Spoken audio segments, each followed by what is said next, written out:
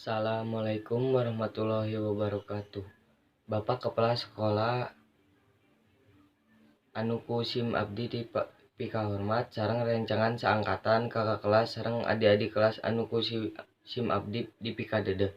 Langkung ti payun hayu urang panjatkeun puji sinareng syukur ka Ilahi Robbi nu mana kalayan hidayah sareng inayahna. Urang sadaya tiasa kempel dina ieu tempat ieu dina kaayaan sehat walafiat. Amin.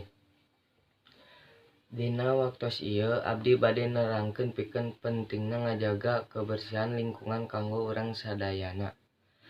Janten, urang sadaya kedah atawa wajib ngajaga kebersihan pikeun diri urang sorangan.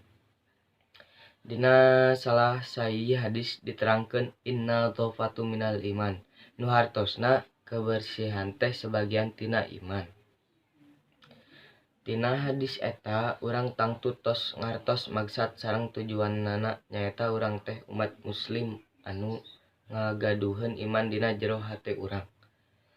Upami urang sadaya iman ka Allah, berarti urang kudu bersih atanapi suci tina sagala kokotor boh hadas alit atawa hadas ageung.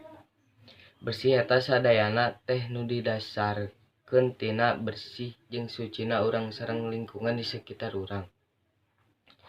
Kebersihan sakola kudu urang jaga, urang kudu mika cinta kebersihan sangkan hate urang ge milu bersih.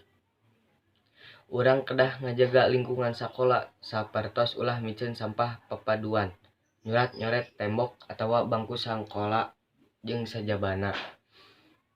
Supaya dina urang diajar kacipta proses diajar jeung ngajar jadi ngeunah. Pastina lamun bersih tangtuna urang jadi betah mun aya di lingkungan sakola atawa di jero kelas.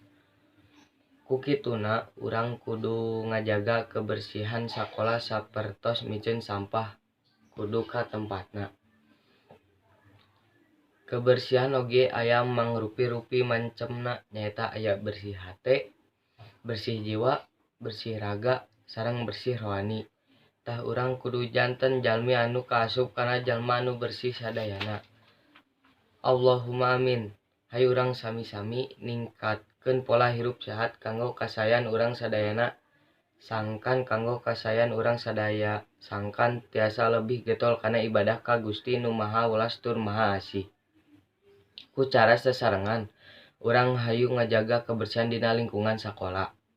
Cekap sakitu wae abdi nyanggakeun biantara ieu pamungkas pisanggem. Bilih aya basa anu kirang antep saeureuna atanapi kecap anu kirang marenah larapna mugi kersa ngahapunten. Wassalamualaikum warahmatullahi wabarakatuh.